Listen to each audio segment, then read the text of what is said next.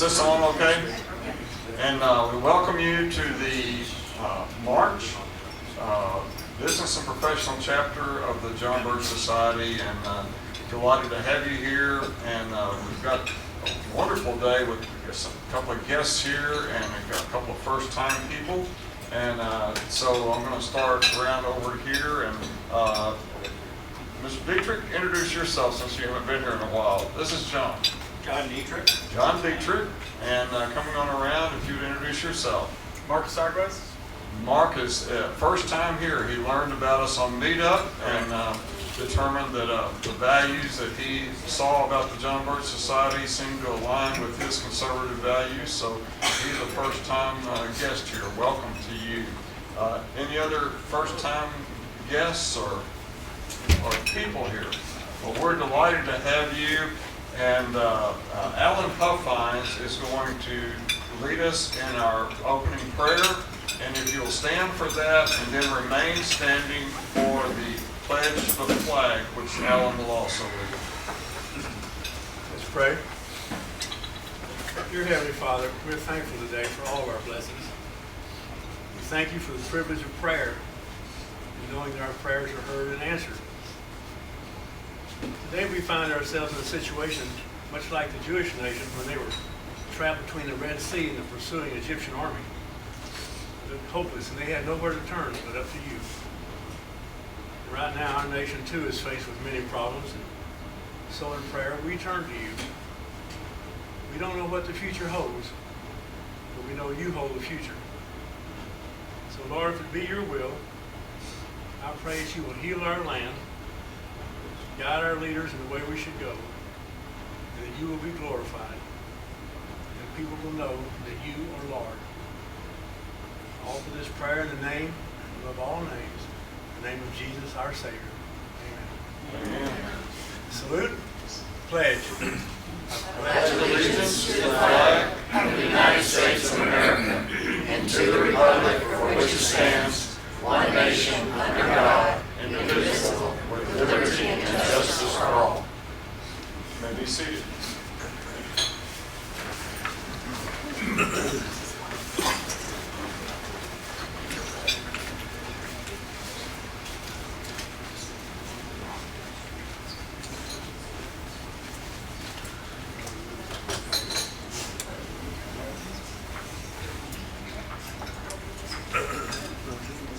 I do want to give a brief update. Some of you are aware that Laura Presley, how many of you remember Laura from our January meeting or from other meetings that she's spoken at?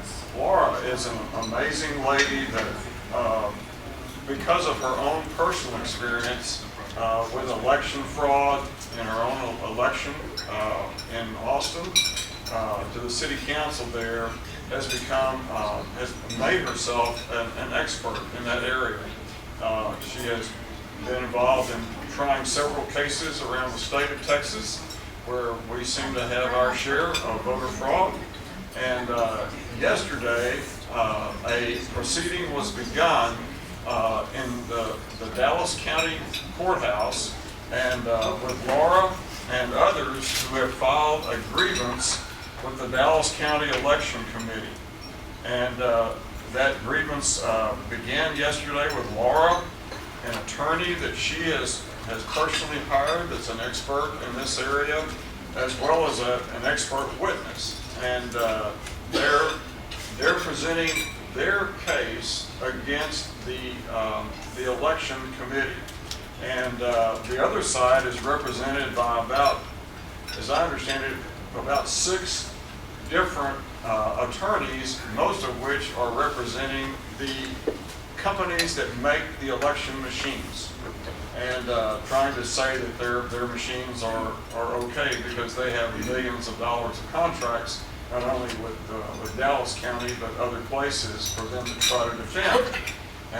And so the allegation that's been brought by Laura Presley and others is the failure to accurately maintain voting records at the central voting counting office from the May 2019 election. Those There's no record still of those votes. When they went to print the logs printed off in a pathetic way, totally unreadable, unusable, and so there is.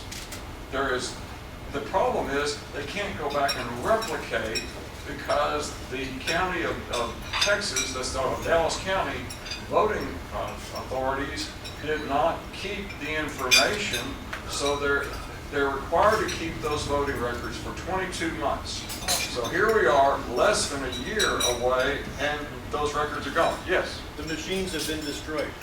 I'm sorry? The machines have been destroyed. Okay, I was not aware of that. So the machines have been destroyed. And so... They bought new machines. Yes. They bought new machines, and apparently the vendor took the old machines. And the question, it was a discovery hearing yesterday about whether or not they were going to allow or force the county entities and everything to provide more information, including the source material, so they could look into what records they had. I mean, it's a question about what are the election records. Are they just the discs, or do they also include the machinery, the equipment, which has internal memory, which, you know, like if you, like in a criminal case, if the FBI comes in and takes your computers, they make what they call a forensic copy of your hard drive, which is everything. They can figure out every keystroke you've ever had.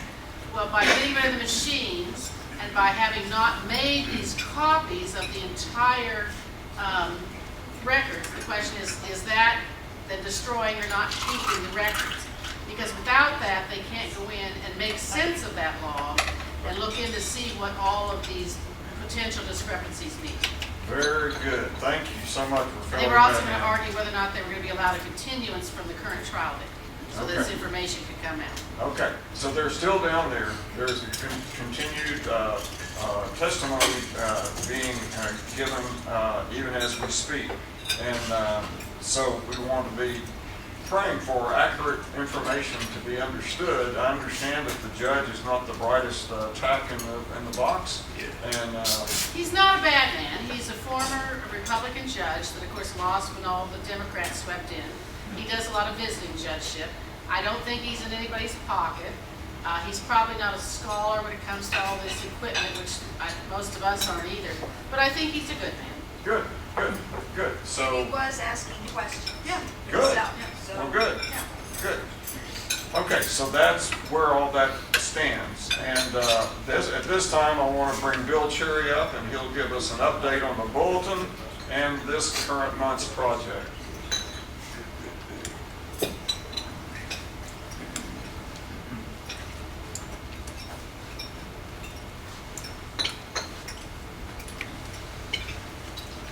Well, we appreciate you all being here today, and we've got a contingent down there at that court case today. So we have several people who are down there that normally attend the meetings. And anyway, wanted to touch on a couple things. One is the comments Art Thompson made in the bulletin of the society.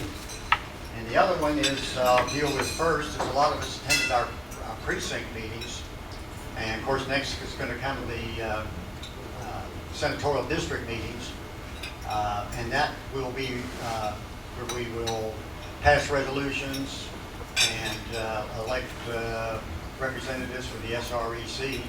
And is anybody in here running for any positions in the Mac? You want to tell which one it is? I'm running for SREC in SD8, that's Angela Paxton's district. And so far I don't have any competition. I'm hoping I got out in front of everybody to say, stay away, because I'm already there.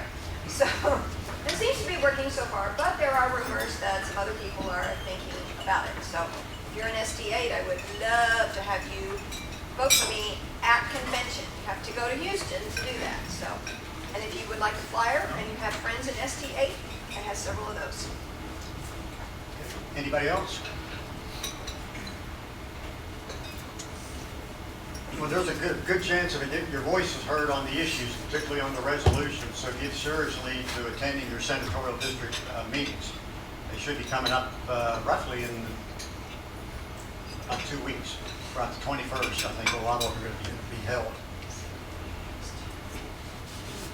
In the bulletin of the John Birch Society, Art Thompson talks about the battle that we've just been through on trying to stop the USMCA trade agreement. And of course, we know in the society from the people that are behind it and the whole story behind this global trade agreement, this is just a move in order to try to move us into the European-style government like the European Union, and probably name it the North American Union.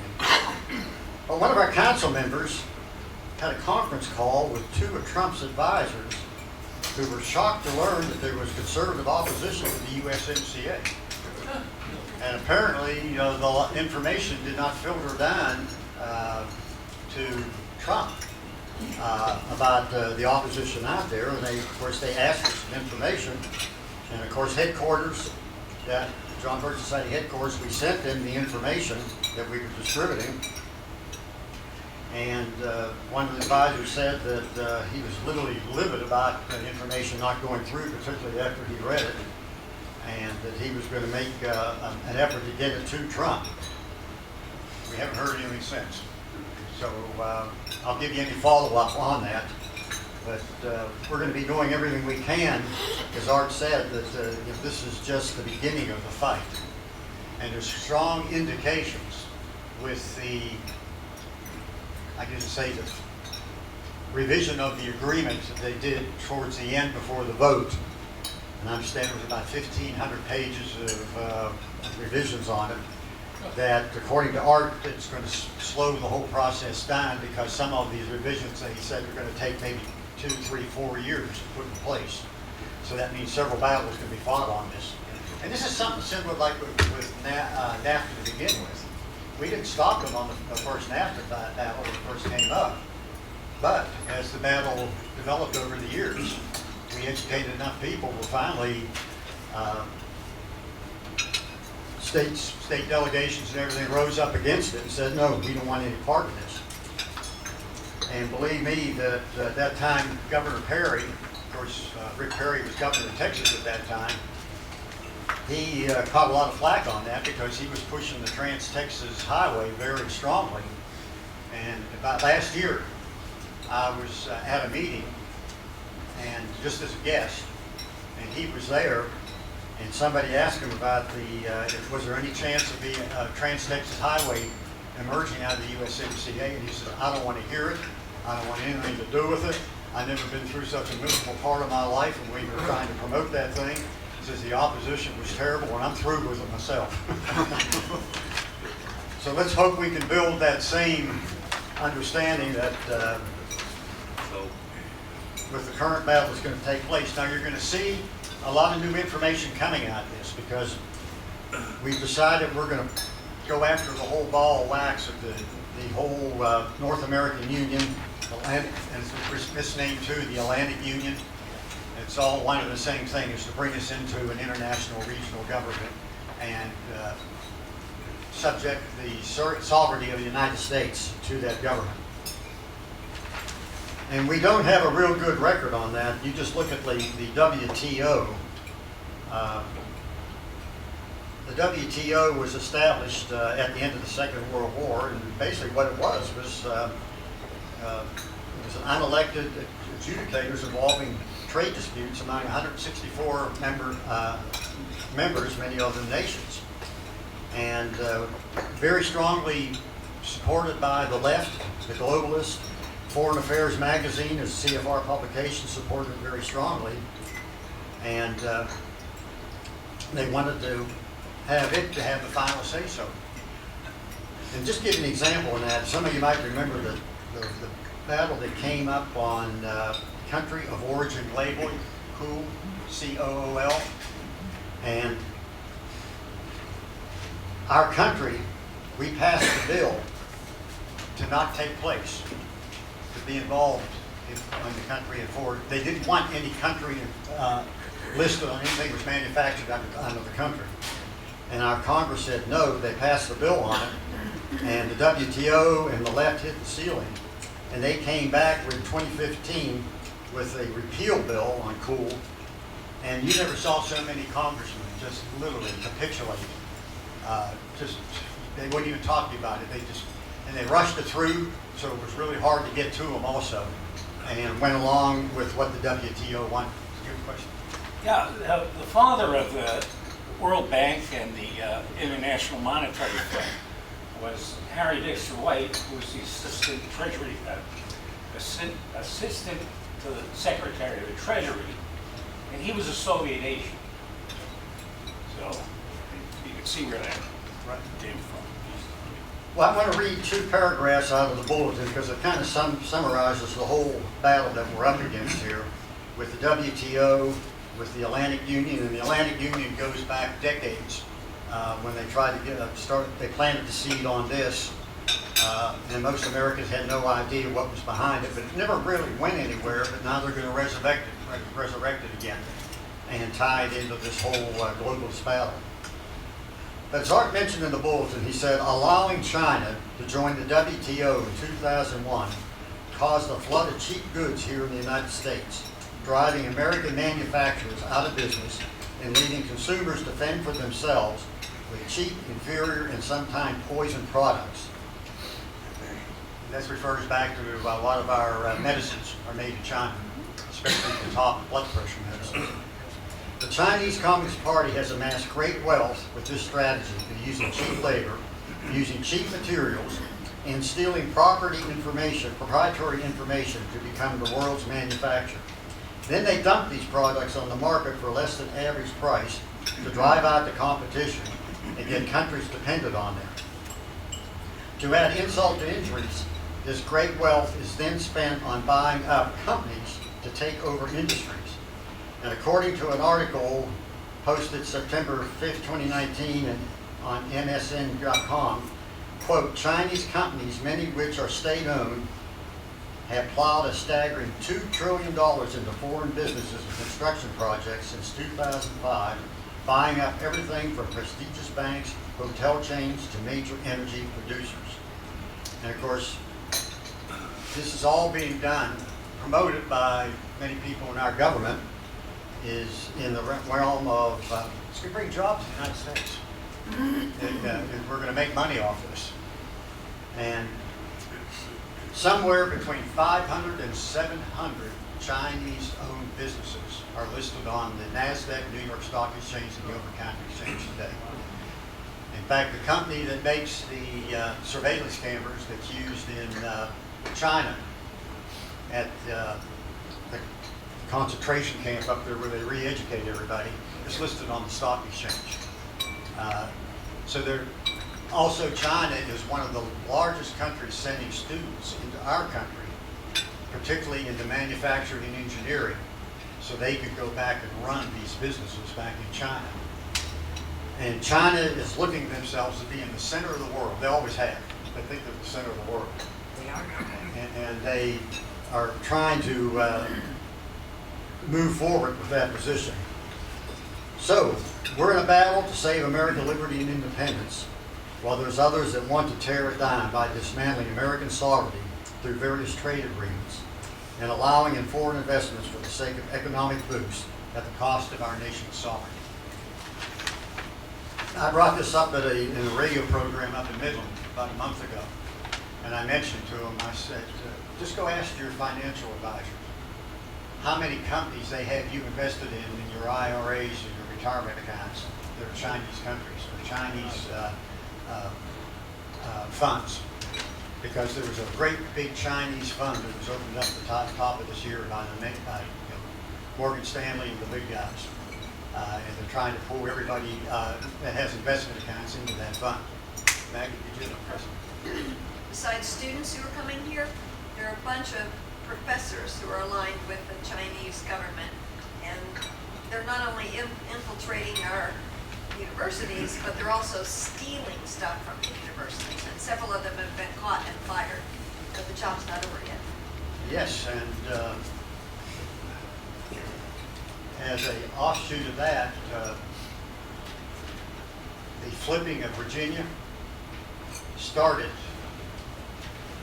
4 or 5 years ago, and started at Wunao University in China, by 2 American professors that had been hired by the Chinese government that were experts in statistical analysis, voter registration, etc.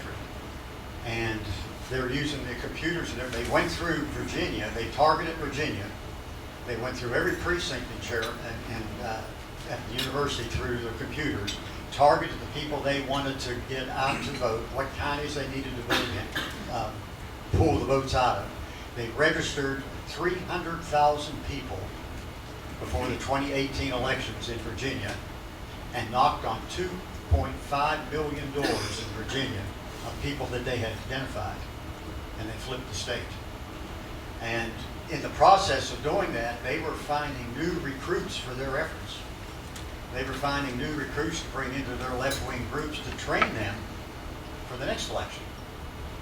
And that's this year. They're targeting Florida, North Carolina, and Tennessee, and with the same apparatus. And I'll give you an example of how they work. They have these left-wing groups throughout the country. They pulled together an umbrella organization called the Liberation Road. That's what they named it. It's a bunch of Mayo, socialist, communist, left-wing groups. And they're scattered throughout the United States. The best we can estimate from using their figures, they have about 56,000 members throughout the United States. And they pull those in like in Virginia, and they have phone banks set up like in Washington State, California, Massachusetts. But they're all working on their targeted area like they did in Virginia. And that's how they're pulling it off. See a hand back there, yes. They're also buying up houses faster than you can And businesses. even Yes. imagine and renting them out. That's right. They own most of the, and manage most of the rentals in some of these neighborhoods. Very much so. They're going to control America. Well, that's what their goal is, yes. Chairman Xi of the Communist Party basically promised his the people in the Communist Party in China that they were going to retake Taiwan by 2020 by peace if possible, by force if necessary. And then there's been several statements by some of their generals that they intend to, if it were to come to war, and the United States is contractually obligated to defend Taiwan, that those generals have stated that they would be able to impose heavy costs on the United States if the United States were to engage in war. Just before Trump, when Trump took the call from congratulations from the president of Taiwan, the Chinese flew one of their strategic bombers with a weapon on the pylon around Taiwan, basically telling them, you still belong to us. And just before the inauguration, they ran 3 brigades of their new ICBM through a town where everyone's taking pictures. They got on South China Morning Post and basically saying, we've got these new weapons, these new ICBMs, ready to go. And that was a very public display of, don't mess with us, we have nukes. And that was, of course, directed at Trump's inauguration. So, Well, no matter how you look at it, the Chinese are not our friends. They're using us, they're playing us. The left is playing the American people on this to go along with the Chinese people. And it's beginning the process of informing people what's going on here. And just watch this as it develops here in the future. There's an all-talk radio station in Midland, Texas, and I received this comment from them, Classic on Talk. And it said, hello, Bill. I had a listener call me after the show this morning to tell me about a radio program he heard while in New Mexico in the last few days when he was out of the range of our own station, which is KWEL Radio in Midland. It was 2 sheriffs being interviewed about New Mexico's red flag law. It's Senate Bill number 5 that was signed into law by Governor Michelle Duan Grissom on February the 25th. And he was saying that they were talking about what was pretty frightening. As the law goes into effect on July 1st, 2020, the governor will appoint an overseer in each county to order sheriffs to confiscate anyone's firearm that if there's been an accusation made about them as being dangerous to the community. As long and they will be a danger as long as they have firearms in their home. And if the sheriffs resist this order, they will be brought up on charges. The sheriffs will be brought up on charges. And the feds will take over at that particular time. Basically, this is the latest plan after they watch what Virginia tried to do and failed. It sounds like they will modify their plan until they figure out a perfect way to carry out the confiscation of public personal firearms. And they sent me I got some of the news releases backing up everything that I just told you. Now, did you notice one thing? Did you see this in the news anywhere? No. About New Mexico? Anybody see it? I didn't either. I sure got a lot of talk about candidate so-and-so stuck their tongue out of candidate so-and-so, and another candidate didn't like it and threw a tomato at him or something. I mean, just garbage. Yes, this is going on. And here it is as a neighboring state. Now, behind this, which in one of the news releases I got here, the guy that pulled it off is Bloomberg. He put in $500,000 in New Mexico on this legislation, set up 2 organizations to drive the issue in the legislature at the grassroots, financed it, and they pulled it off. They didn't win by a large margin. They only won by just a few votes in the Senate, a few votes in the House, but they won. Now, my point for bringing this up is many. But Bloomberg, if you've noticed in watching the news locally, is putting $8 million into Texas, into the elections this year, hoping that they can build on that when the legislature goes into session next year with anti-gun legislation. He's setting up also the same 2 organizations, using the same names they use in Mexico here in Texas, and they can be operating through that. So we're going to have to watch the candidates, watch their stance, get on them on the gun issue.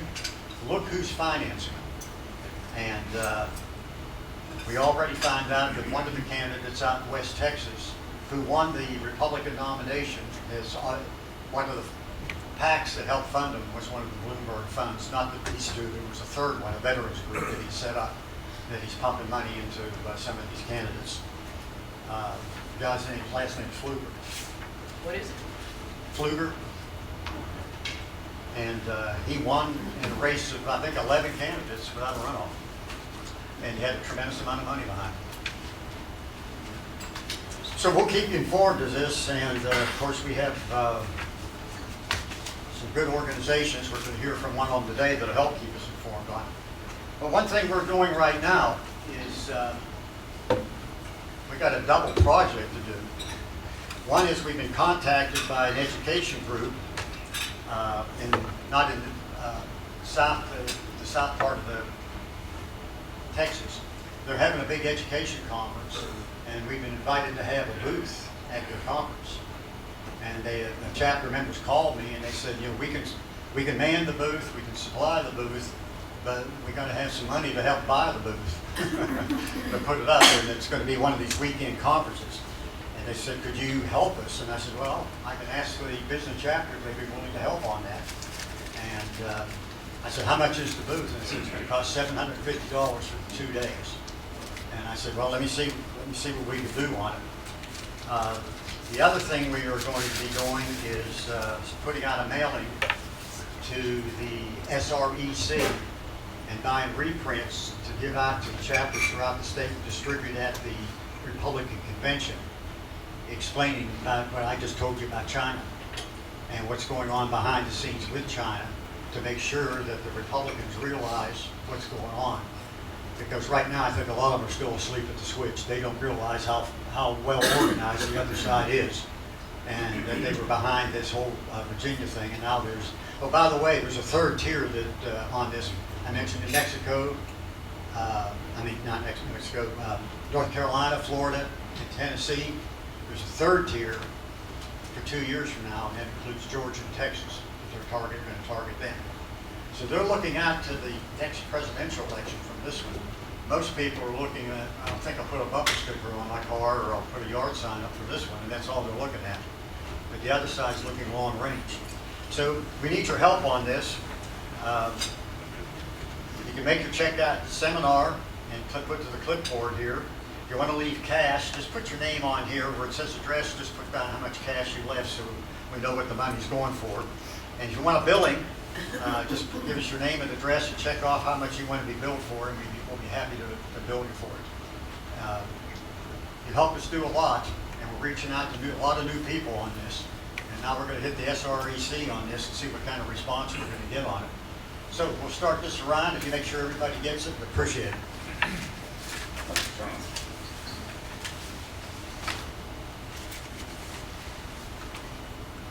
So we appreciate you. We appreciate what you're doing. And I'll turn the podium back over to Charles.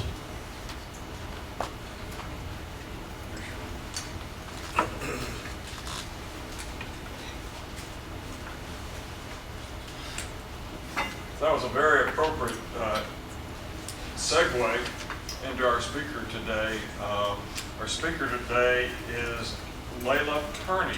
Layla is the North Texas Coordinator for Gun Owners of America, and she's going to help us understand. By the way, you remember the Texas legislature starts back up, and I believe it's January, so it's not that far away that they will be start meeting again. And she's going to help us understand how to preserve the Second Amendment in the next Texas legislature in January, and some of the concerns that we should have that Bill sort of alluded to. I told her I wasn't going to say very much. I don't want to steal her thunder, but I will mention that she will be graduating from Harvard with a graduate degree in May in business and finance. And her father was a fellow John Birch member. So with that, help me to welcome Layla.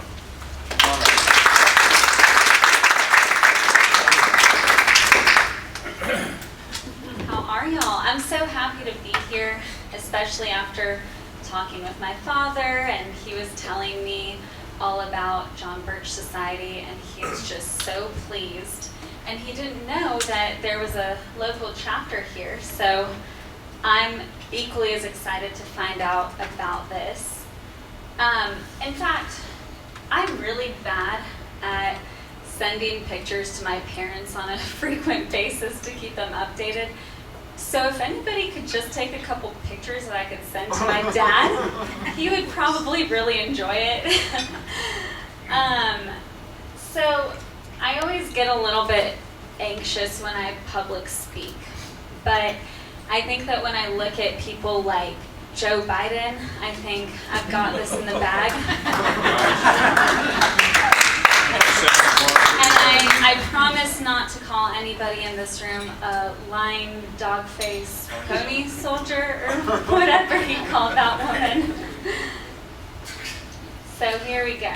All right, so there's a movement happening in our country right now where gun owners are being villainized and law-abiding citizens are having their rights limited, all in the name of trying to improve public safety under the guise of common sense gun control.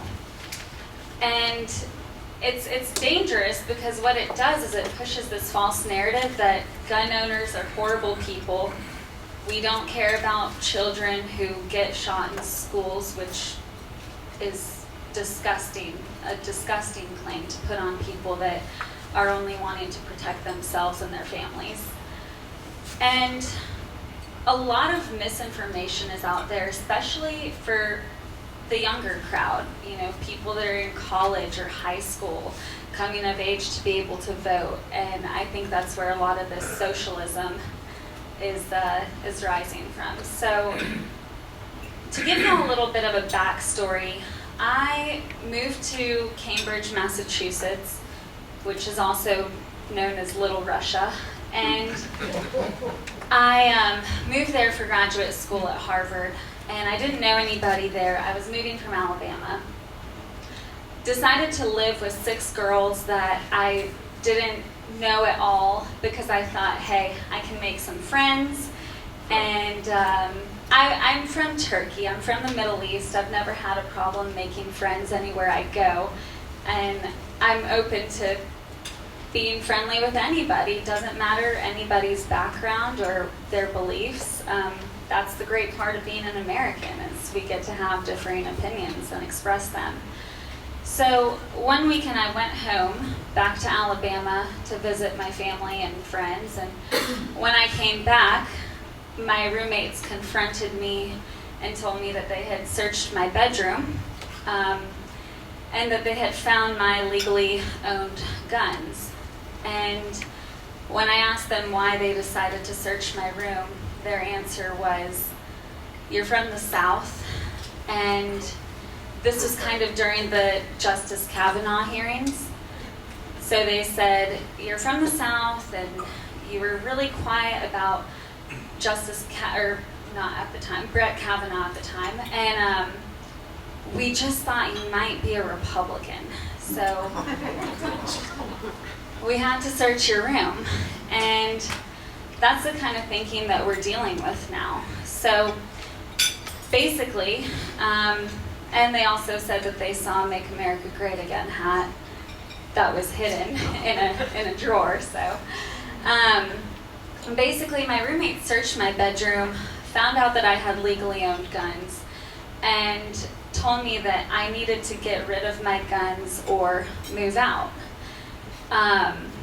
And my response to that was, I've done everything in the legal process to be able to obtain these guns. I, at the time, was 24 years old in a big city where I didn't know anybody, I didn't have my parents there, I didn't have anybody to protect me. So the best way to defend myself is with a handgun, and especially I had classes that were late at night, so I'd want to make sure that I was carrying and make sure that nothing happened.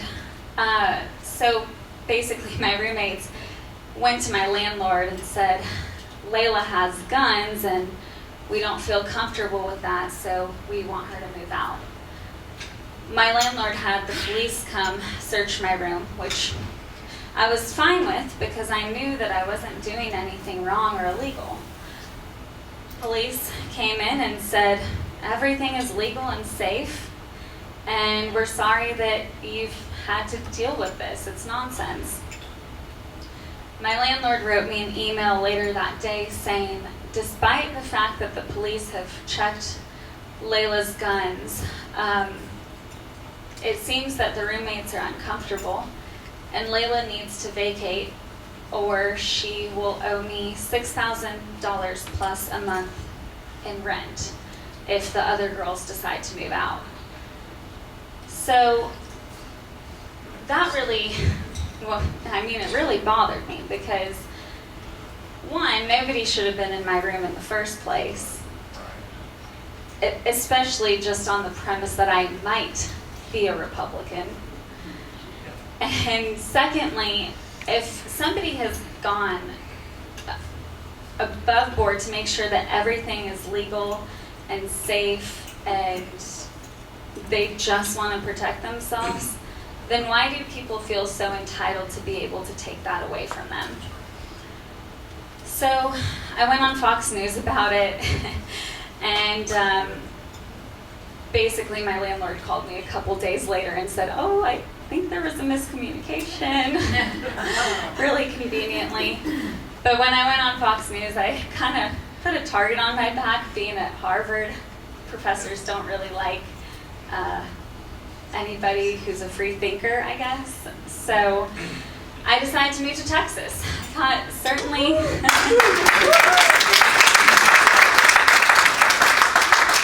thought certainly they won't take away my guns in Texas. At least you would hope not.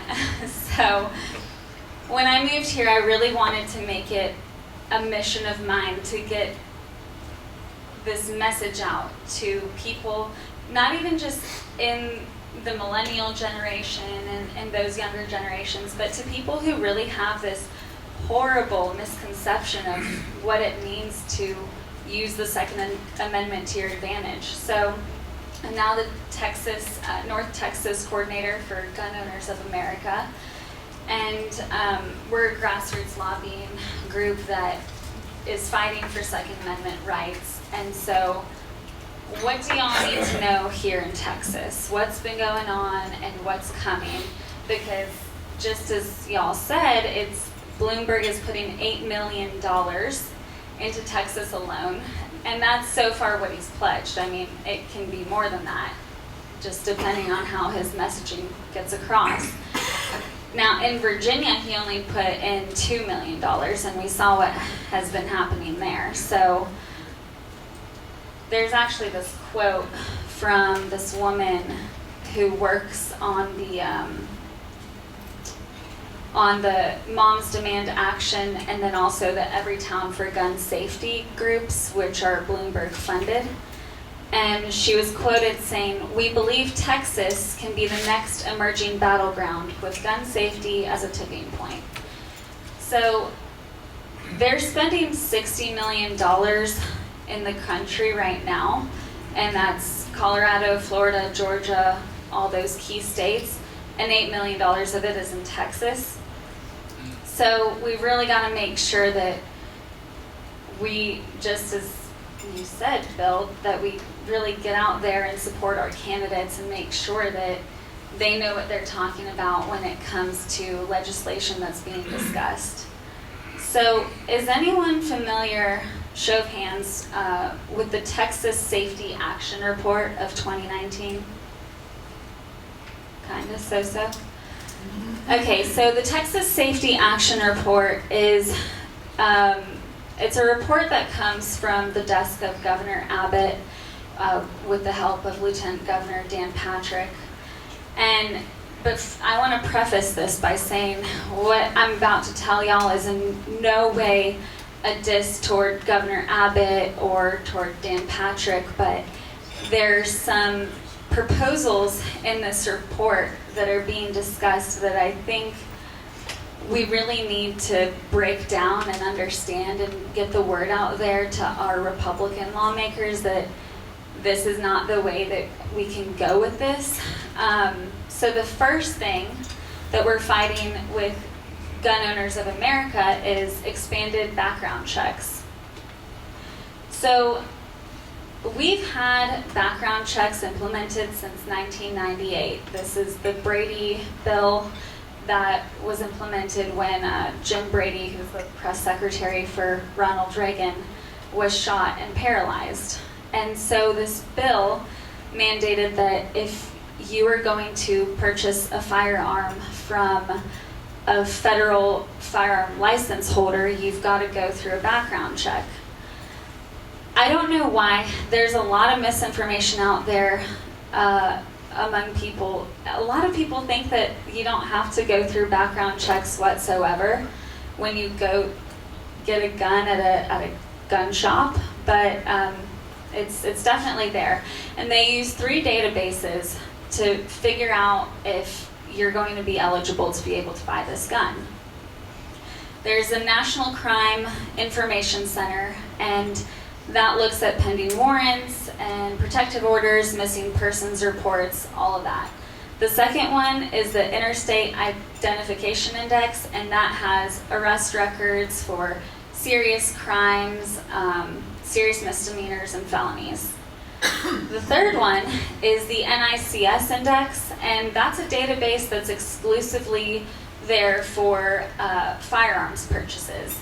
And it looks at disqualifying information like mental health history, immigration status, and other factors that are codified in state law. So in Texas, what disqualifies you? That can be, it's 5 things that are listed out. A person that's ordered by court to receive inpatient mental health services. Second is a person acquitted in a criminal case by reason of insanity or lack of mental responsibility. The third is a person determined to have mental retardation and committed by a court for long-term placement in a residential care facility. The fourth is an incapacitated adult individual who has an appointed guardian. And the fifth is a person determined to be incompetent to stand trial. So, pretty broad terms there. And we saw that when President Obama mandated that the Social Security Administration report that disability and supplemental security insurance recipients who have a designated payee are characterized as mentally defective. So that population can include people with single diagnoses of autism or depression, which are two totally different diagnoses. So it's really broad, and this kind of goes hand in hand with red flag laws, but I'll come back to that in just a second. Background checks have been proven to be pretty ineffective in stopping mass shootings. We've seen that about, I'm new at this, so bear with me. We've seen that about 75%, more than that, 85% of mass shootings have actually been carried out by people that went in and had a background check and passed the background check and bought their gun. And so it's an interesting statistic to look into. So when we're looking at extended background checks, this is something that Dan Patrick has been calling for. And in the Texas Safety Action Report, it says, the legislature should consider prohibiting straw purchases of firearms under state law. So that basically means, I think that they're referring to the gun show loophole. And actually 75% of people that are at these gun shows are typically FFL holders, federal firearm license holders. So it's just a really, really small portion of people that actually get their guns through private party transfers. So what Dan Patrick is calling for is basically you'd have to start having a middleman, a facilitator, to be able to process the background checks. So if I wanted to sell a gun to, say, my sister, or if I just wanted to give my sister a gun, I couldn't do that anymore. It would have to go through this middleman, and it's just a drawn-out process. And I know y'all are all for limited government, and it's things like this that really start to hinder just making life easier, honestly. There's a lot of research out there that just shows that this is not really an issue where we need to be putting our money and our energy and our time, because, like I said, like, if you want to commit a crime, if you want to be a mass shooter, and you want to go through this background check process to get a gun, you're not going to subject yourself to it if you have anything on your record. First of all, because actually, if you lie on the ATF form when you're applying for that licensing or that gun, they can come back and say, well, it looks like you lied on the ATF form, that you didn't have anything criminal in your past, and they can actually prosecute you for that. So it's just kind of a silly barrier that we've been putting up, and universal background checks are another part of this, and we touched on this briefly, but the big scare with universal background checks is it creates a federal registry. So we've seen that happen in Venezuela, we've seen it happen in Australia, in the UK, in several other countries, where basically what they'll say is, hey, we're just going to create this registry. We just want to know where all the guns are. We just want to keep people safe. So then they'll take it little by little steps by little steps, and say, well, all right, we're going to ban assault weapons. Assault weapon is a made-up term. So a lot of people think that AK-47s and AR-15s are assault rifles, and I think that the confusion comes from AR-15. It actually stands for Armalite rifle. So these are semi-automatic weapons, which means that you have to pull the trigger to fire off a shot each time. So when you go into banning weapons like an AR-15 or an AK-47, then the slippery slope becomes, well, what's the distinction between an AR-15 and a hunting rifle and a pistol? Well, a pistol can be a semi-automatic gun. So we start giving power to government to say, well, but an AR-15 looks a little scarier, so we're going to ban that one. And since we already did that, but crime hasn't gone down, we've got to start banning other weapons. So they'll start banning other weapons. Well, when you have a federal registry, and you have your handgun, or maybe you've got a hunting rifle or something, and the government comes in and says, well, look, we're just trying to keep people safe. We're just banning this list of weapons here, or we're going to do government buybacks. Well, we know that this person has this gun, and they haven't turned that in yet, and that's a problem. That allows government to come in and say, well, look, we created this federal registry. We know that you have this gun. You haven't turned it in. What's the deal? So then, are you going to go to jail over it? Or are they just going to come in and take it? I mean, that's really what's happened in Venezuela, actually. They were allowed to have guns up until 2012. And the government implemented this optional buyback, and I think they only bought back about 6 guns. So, okay, nobody's turning in their guns. What do we do? And that's the process that it follows along.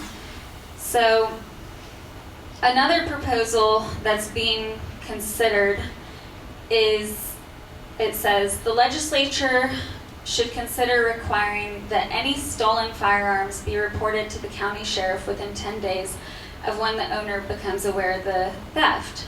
Makes perfectly good sense. If you have something stolen, you typically want to report that. The only problem is states like California, and I think there are 2 or 3 others, have implemented a law that basically punishes a gun owner with a felony if they don't report that gun missing or stolen within a certain amount of time. But the thing is, what if you were on a trip? So actually this happened with my dad. My sister had some friends over, and some idiot kid took one of my dad's guns, and he was out on a trip. It was locked up in a case, but I mean, kids still took the gun. So basically, when my dad got back, he noticed it was missing, and he thought, well, I don't know how long this has been gone. Later found out it had been gone like 2 weeks from the time that my sister had those friends over. So basically what that law does is it punishes the law-abiding citizen who had nobody wants to have their stuff stolen. So why are you going to put a felony on somebody who already had something really unfortunate happen to them?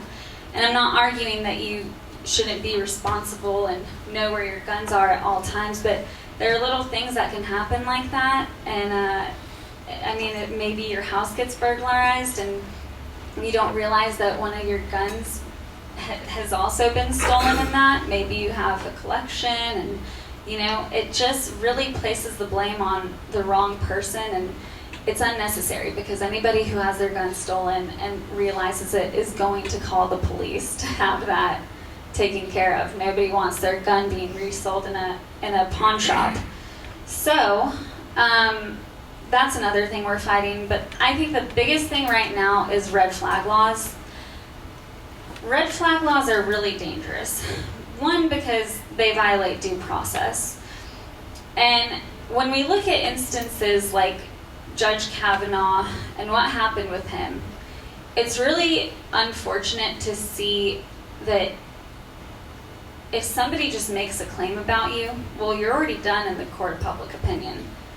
But having your gun taken away just because somebody claimed that there's something wrong with you, that's just not right. And you don't even get to confront your accuser in these instances.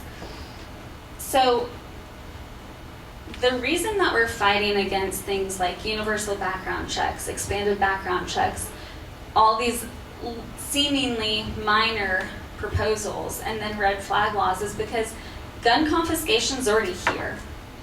412 guns have been confiscated in Florida, 200 in New Jersey, 148 in Maryland, and that's just the beginning.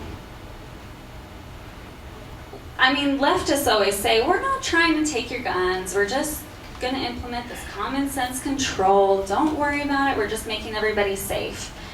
But red flag laws infringe on the right to bear arms, the right to due process, the right to a speedy and public trial.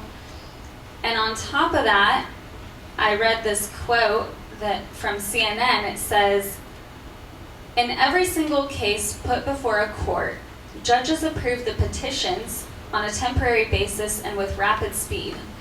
More than half on the same day as the petition came in. Final orders were later issued in 87% of cases. This is clearly a law that's ripe for abuse if it's put in the wrong hands. You've got a judge that doesn't really like guns. 87% of these cases, they decided to take away the guns in lightning speed. By the way, nothing fast ever happens in court, so that should scare us that within a day they're doing that to people.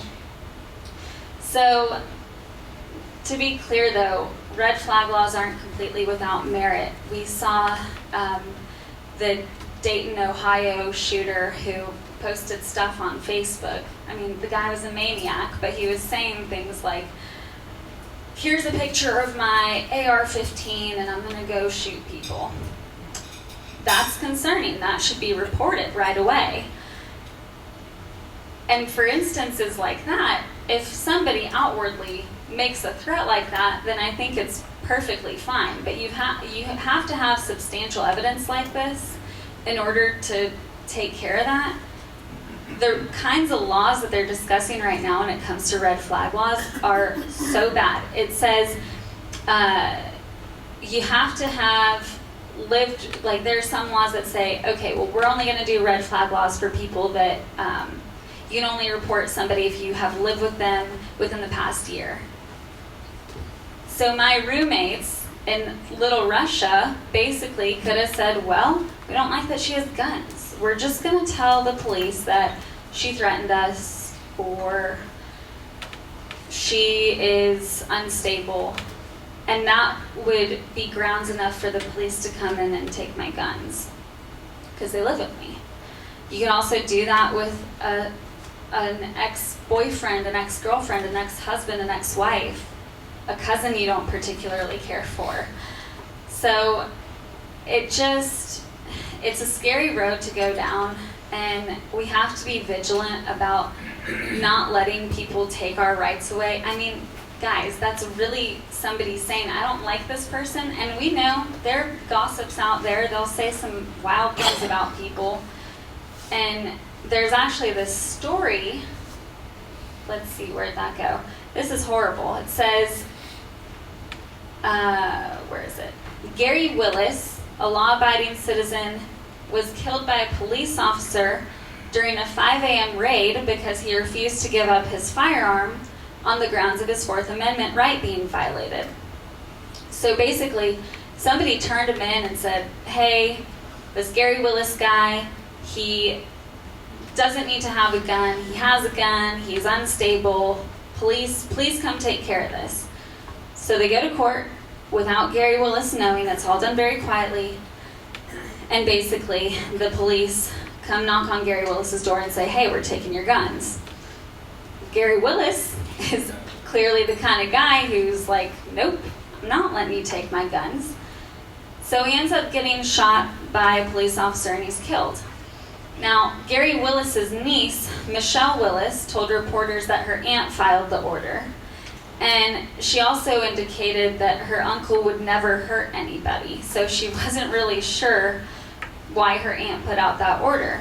But that just goes to show that the implementation of red flag laws is really dangerous, and it just takes away not being able to defend yourself against somebody that's accusing you of instability is obviously ridiculous, and it shouldn't be merit enough to be able to take away your rights. There's also this woman in Colorado who was arrested for lying in order to use the red flag law to disarm a man. So already we're seeing issues where people are abusing this, and we can't let it come to Texas. Now, Dan Crenshaw came out, I think it was a few months ago, and said, hey, we should just have this conversation about red flag laws.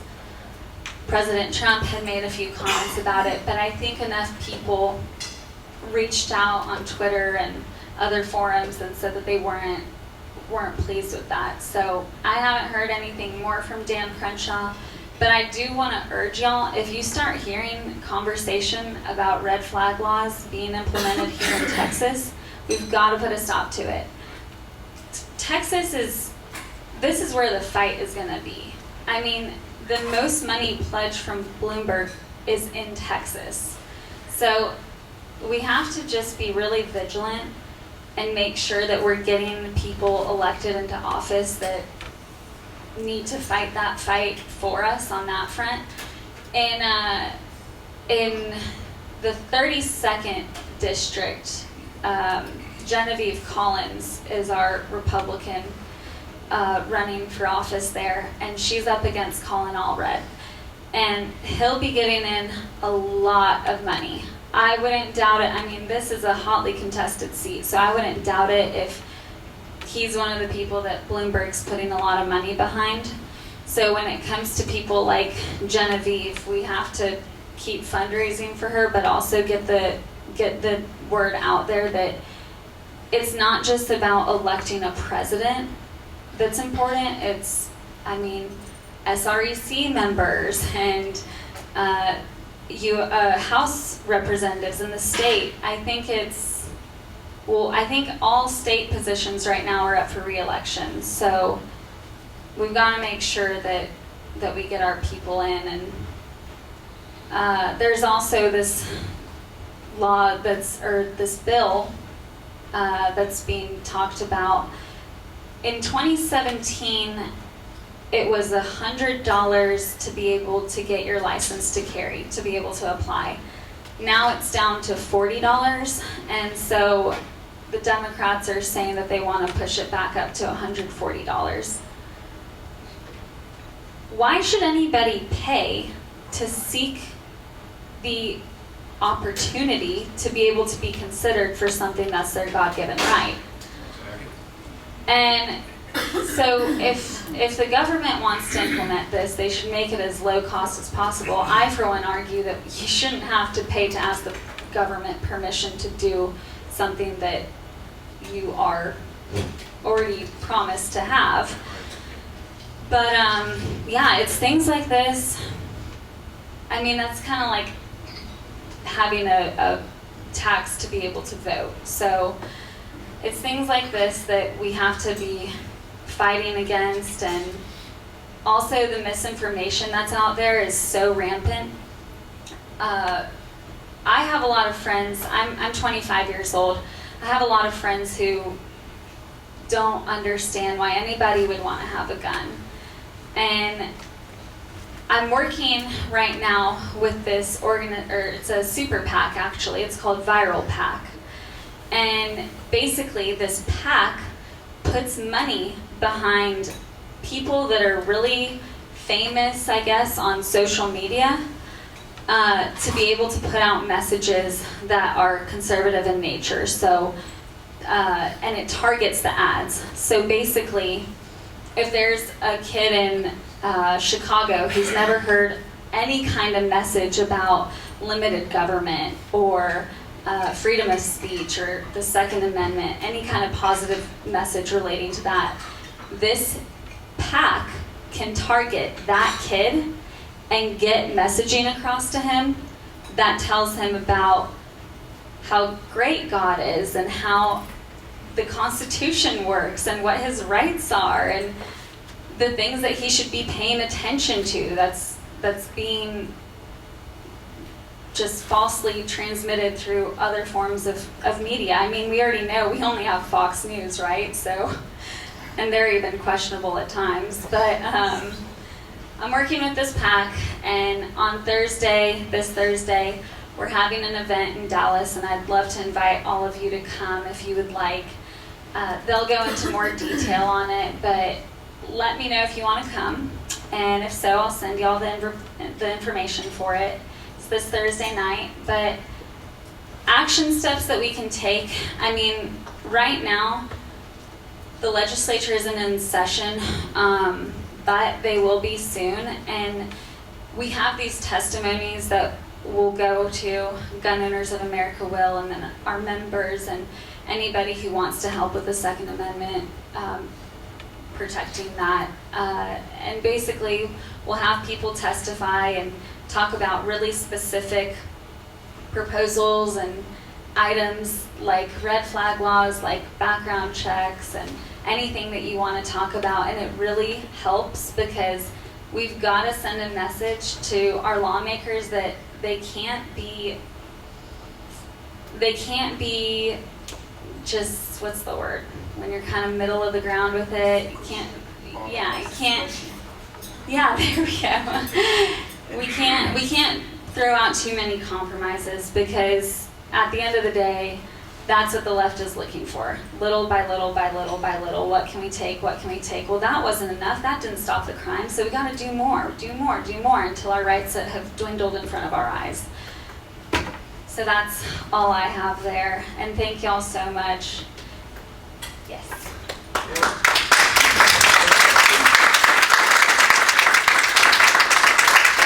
I ask my question, I want to get a picture of you facing me. Thank you. To send to your dad. I would like to open up for a couple of questions from the audience. Yes. I think conservatives get stuck in the trap of legitimate self-defense and legitimate hunting. Nothing wrong, everything right with those things, okay? But that's not why the framers put that into that. Right. The understanding is our rights came from God. We the people do ordain this Constitution.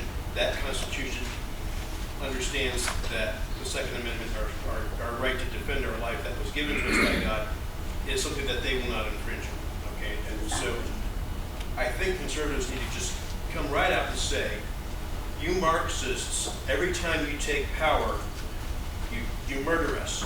You murder people, you tyrannize people, you torture people, you rape people, you experiment on people, you murder people. You fill the ground with dead bodies. That's what you're up to. Therefore, just like the Jews had a right to defend themselves, or the Ukrainians or anyone else has a right to defend themselves, I want an AR-15 so I can put a bullet through your head when you try and take my gun from me or try and take my life. Right. And that way you're putting them on the defensive, or you're getting them to acknowledge exactly what they want. You hear young people today, they say there's too many people in this world. Okay? There's overpopulation. Eat the But they don't have babies. they don't have the balls to commit suicide, so they want us to die instead. Okay. Let's let it go ahead and respond to it. Well, yeah, absolutely. I think there is a lot of confusion on the Second Amendment. People don't realize that it was actually, so that we can defend ourselves against a tyrannical government. I actually had a friend of mine from France reach out on a Facebook post that I made about gun rights, and he said, you Americans just disgust me, because you've got your guns, and that was never what the Second Amendment was for, and it's just disgusting to see how you're contorting it. My response was, you're French. You should know better than anybody else what can happen. And I said, tyranny is not generational. It can happen in the 1800s, 1900s, 2020, and we're seeing it play out. I think that, I always point to Venezuela and say, yeah, that's exactly the reason why we have this right, is because your government can turn on you like that. So, I agree. Yes, sir. I have felt for a long time, and I haven't really got much evidence on this, except that I think after World War II, when the CIA and the USS brought a bunch of German doctors and scientists over here, they created clinics around the United States where they could pick proper people off of the street and mind control them. And I have wondered if you have run across any evidence that perhaps some of these mass shooters are simply mind control victims? You know, that's a theory that I haven't heard of, but I don't put anything past the government. I think, and I hate the label conspiracy theorist when you talk about stuff like that, because people love power. And if you can utilize something like that to be able to get that, then hey, I don't know. I hadn't heard that though, but that's certainly something to think about. Yes, sir. Yeah, I think my opinion is, I mean, we have federal and we have repression in both federal and state legislature. They all think that they have immunity, absolute immunity, but that only applies when and if they're in their lawfully granted authority. Now, they need to be prosecuted. The right of people in the state legislature, our rights, most people don't know, our state legislature gets its only authority from the state constitution. Exactly. They do not have any rights other than that. They're limited, the right of the people to keep and bear arms. Every citizen shall have the right to keep and bear arms in the lawful defense of himself or the state. But the legislature, this is the that violates the federal constitution by law to regulate the wearing of arms. That means either telling people open or conceal or whatever, and that's with a view to prevent crime. Now, I've open carried every day since January 1st, except for in this building, since 2016. And never had an issue, no crime, never jumped out of my holster, never shot anybody. And that tells me they can't tell Joe Blow down the street that he can't own a gun. And when they try to infringe on it, they always pass all these stupid bills and they always put it in there as their enactment clause, or whatever that is. They use the welfare clause. Yeah. And they try to use that and ignore their restriction, just like federally. They use the welfare clause. And they enact all these bills that are all unconstitutional. And the NRA is not for our rights. They've been behind every stinking one of them because they like a little bit of rights and a little bit of regulation so they can sell all their products. And they ought to be prosecuted. Well, I will say, and you know, I'm with Gun Owners of America, so. I support y'all. And I think y'all are recording me, so I'm not going to say anything. Layla, getting back to one of your, the red flag laws that you were talking about, we are told that if we see somebody that is acting very strange or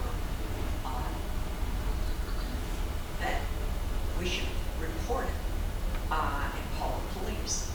Well, how can a policeman come in and just take this poor guy's gun when he needs, they need to be treated like anybody else and be judged, go to court, prove it. I mean, you know, he could have been just acting silly, and he's innocent until proven guilty. That's exactly right. So it's tough, right? Because you want to say, well, if somebody is obviously saying some psychotic things and we want to report that, we need to take care of that right away. But there's a quote, and I don't want to quote it because I'll botch it right now, but basically it says, we have these rights and they're not perfect.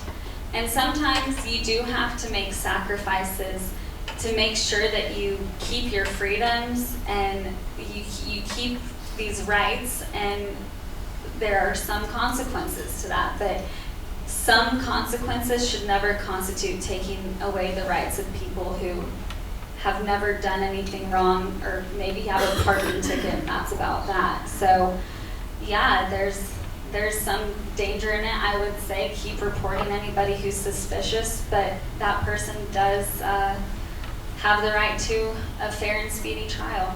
Very good. Just real quick, Layla. Speak up. real quick, don't be afraid of that word, that C word, because the definition of a conspiracy is two or more people meeting in secret, seeking to do harm. What in the world do you think Bloomberg is doing, dumping millions of dollars into this state? Totally. It's a conspiracy. Exactly. This is what these people are doing. They're doing it in smoke-filled rooms, and the bottom line of it is that's what a conspiracy is. No, totally. And so you're not a conspiracy theorist, you're a conspiracy factist. This is I like really that. happening. I like that. Okay. John? Did the police have a warrant to search your room? No, they didn't. They actually gave me a call on my cell phone. And, you know, I was happy to take the call. I wanted to show my roommates that there was nothing to be scared of. So, no warrant, and I could have fought it, but I just said, all right, I'm on the crew, I didn't do anything wrong. You're interested in rights, and that's one of your rights. They cannot search your room without a warrant. It is, but I knew the fight that I was about to fight, and I wanted to have the police on my side to be able to say, hey, even the police in Somerville, Massachusetts say that I'm on the right side of this, so. And are these cases being appealed? So, right, with my roommates? No, I'm talking about Oh. the confiscation cases. Oh, no. Why aren't people appealing? It's I mean, I'm sure unconstitutional. some people are, but I haven't really heard of many people fighting. Let's have one last question. Barbara, if you, go ahead. I have worked with your cohort, Rachel Malone, Yes. last session on Senate Bill 10 and Senate Bill 11. Are you familiar with those two bills? Remind me. This is the mental health assessments of our, every child, basically, it's a blanket, on a public school campus, beginning in the elementary Right. schools. To address your question on the red flag laws, when we allow the government to define mental health, safe mental health, we drug our kids for Right. ADD, Yep. beginning at a very early age. Those are psychotic drugs. You get that on a registry, and now, if you've ever been on a psychotic drug, then you're not allowed to own a firearm to defend yourself, no matter if you have any infractions, speeding tickets, whatever. You're putting the government in charge. Those are red flag laws, and every legislature, in this particular case, can redefine mental health, can redefine who's allowed to have it. That is the fear in the red flag laws, and that is the fear in, you had mentioned the expanded background checks, that there's 3 databases that are already being used. One is it NCIS, NICS, whatever it is, that looks at mental health issues. There you go. Texas is joining right in that with the bills that we passed last session under the guise of schools. But the red flag laws ought to be extended and allow that person that's said to be mentally ill to go to court and prove it. Should be, but did you realize that our public schools are the largest or second largest reporters to Child Protective Services? So if the school determines that your child is mentally unstable and they recommend that you give your child drugs or whatever, and as a parent you say, I disagree, they call Child Protective Services and they will be on your front door. The Austin Independent School District School Resource Officer testified last year that in a 3-month period in the Austin ISD, 875 reports to Child Protective Services. Wow. We don't realize the magnitude because the mainstream media is not telling you. That is a red flag law, not just for adults, but for children. I need to briefly just bring us to a close, and then please come up and ask Layla. Okay. I need to let you know that Art Thompson will be our speaker in April. Please feel free to come up and visit with Layla, and please help me thank her again